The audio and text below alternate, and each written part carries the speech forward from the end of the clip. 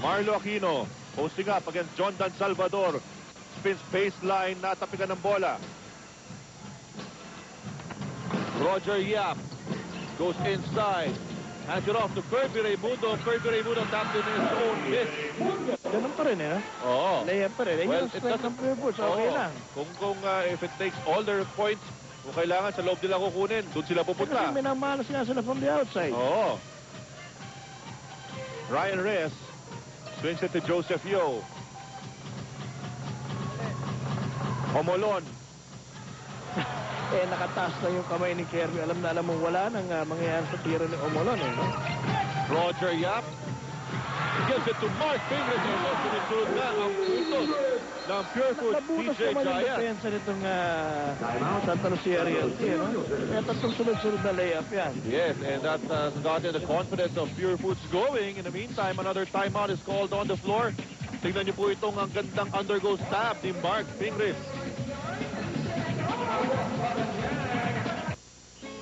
Action, the young and the old. Kaya po at marami pong tayo mga gimmick dito sa venue itself. And from our crowd here at the Big Dome. Bata, basketball and hotdog. Yeah, Magandang kombinasyon. tama. Pag matanda, So na, mamaya na lang. ikaw ang tinatanong ko dyan eh kasi.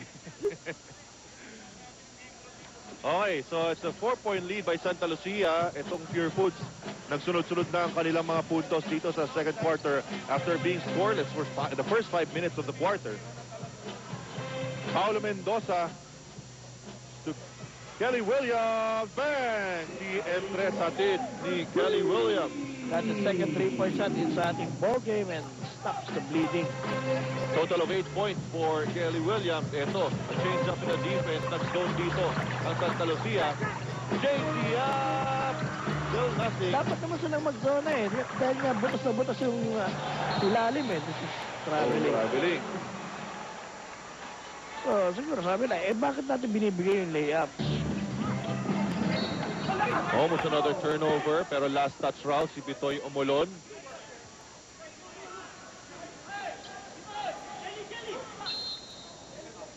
Here's Kirby Raimundo. Ba? O ito, makakanakaw sila, ano? Yun ano. Oo. So, sinasabi nga nila, sa ganyang klase, yung nag-inbound ng bola, yun ang dangerous player eh. That's right. So ito, 5 pa rin ang hinahabol ng Pure Foods TJ Giants. Here's Ryan Reyes. Reyes again, bigyan na screen ni Marlo Aquino. 7 seconds to shot clock. Kelly Williams.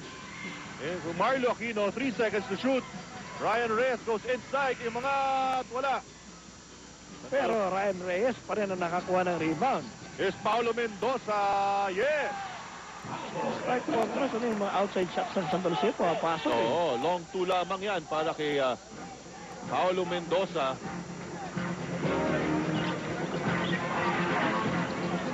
Cross-court pass to James Yap. Yap pulls up. And finally gets Maawa from the rin eh. perimeter. Maawa rin, bola. Sabi nung ring, bugbog na ako. Oo. Omolo naman. To Williams. Goes closer. Tapi ka na bola kay Williams pa nalaglas. Sabi ni Paulo Mendoza, bago shot clock. Ito, Williams for 3. Bang! TM3 from Kelly Williams has yet to miss from the 3-point region. 3 out of 3 para dito kay Kelly Williams. Sabi nga natin, na nakarang game nila dito against sa Wellcome, he has 3 out of 4. Again, an insertion by Mark Fingris. Puro mga undergo stab from Mark Fingris. 10 points for Mark Fingris. Here's Ryan Reyes. Hands it off to Paulo Mendoza. Mendoza. Ryan Reyes. Offline that time. Roger Yap inside the paint. Kicks it out. James Yap naman sa labas. Uy, dalawa. Pero nandiyan si John Dan. Tumama pa sa paa ni John Dan. So babalik sa Santa Lucia ang bola. At, may palitan tayo dito. Si Omolon nilalabas at si Dennis Daa ang papasok ulit. Started out for Santa Lucia. Well, so far in this ball game, it's been the outside shooting ng Santa Lucia against the inside incursions of Pure Foods. Paulo Mendoza using the Aquino screen. Paulo Mendoza break play ngayon para sa Tender Juicy Giants. Roger Yap. Inside the paint. Takes it out. Kirby Raimundo lumapit. 9 seconds sa shot clock. Ito naman. Ayan o. Santa Lucia, wala pa naman nasushoot masyado itong Pure Food sa labas, no? Pero they're extending so much na nabibigyan ng pagkakataon na Tama ka doon. makapag Dapat yung zona lang na maliit na zona eh, no? Ganun eh.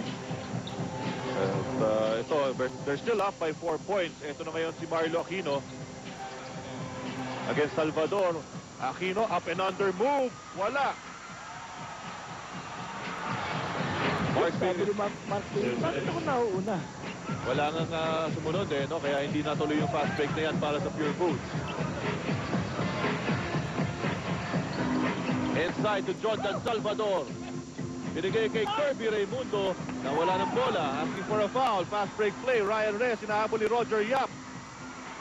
Diretso dito si Ryan Reyes. Hindi naman kasi 100% healthy si Roger Yap eh. Kaya hindi na rin niya challenge eh, no? Hindi na rin, oo. So, Santa Lucia keeping Pure Foods at bay. Kirby Raimundo ngayon sasaksak sa loob. Walang napuntahan. Ito na naman. At deflect yung lead pass ni Paulo Mendoza. Nawala naman kay Kirby Raimundo. 2-1 fast break for Santa Lucia. Mendoza. Wala, hindi natapos. Here's James Yap. Spacing eh. Spacing was wrong. Ako, another turnover. Dennis Daa naman ngayon. Matatapos naman niya to. Challenged by Roger Yap. No problem for Dennis Daa. Helter-skelter basketball, mga kaibigan. But 3 successive errors on the part of Kirby Raimundo. Yun ang nangyari dyan eh. Yun na nga, no? Pero buwiblis na po ang takbo ng ating laro dito. Pure Foods, sumubukang makalapit pero lumayo na naman ang Santa Lucia. That's si... Yes, the manager Buddy Encarnado tuwan-tuwa. We have a timeout. Ito pong si Marlo Aquino, ha? Ito pong veterano ng Santa Lucia already has 999 career blocks, ha? Isa na lang. Nasamahan na niya sa 1,000 blocks, career blocks. Itong ating mga idols. So, tignan natin kung makakuha yan today ni Marlo Aquino to add a milestone sa kanyang career sa PBA. Chico Lanete back in the ball game. Lanete looking for James Yap. James Yap goes closer. Layup niya, wala. Here's Denok Miranda looking down court. Nakita si Kelly Williams. Tumagat! Slam dunk from Kelly Williams with authority. Ito na ngayon, Peter Jude Simon. Wala na naman ang bola. You know, so many turnovers for the Pure Foods DJ Giants. That's already 12 turnovers for Pure Foods. 12 turnovers so far. Here's Dennis Espino. Umaatras-atras against James Yap. Walang napuntahan. wala rin. Hindi Kanila pa rin na mananatili ang ball possession. The ball has been very slippery. Masyadong madulas sa mga kamay ng Pure Foods DJ Giants dito po sa ating first half. At tumawag ng 30-second timeout itong Santa Lucia Realtors na sino yung sumabay doon, pero itong Kelly Williams well, alam naman natin is a high-flying athlete. Si Mark Pingris ang dinagdagan. Oo. 13.8 seconds na lamang natitira sa ating first half, mga kaibigan. 10-point lead for the Realtors, holding Pure Foods to below 30 points sa ating first half. Nice fake. Pag-angat, hindi natapos. 6 seconds remaining. May oras pa dito para sa Pure Foods. Chico Lanete na foul. Paulo Mendoza dahil wala pa sa penalty. Wala Good pa. foul. Good foul to give. So 2.6 seconds remaining. Sideline inbounds para sa Pure Foods. Chico Lanete. Long pass to Jordan Salvador. At hanggang sa dulo,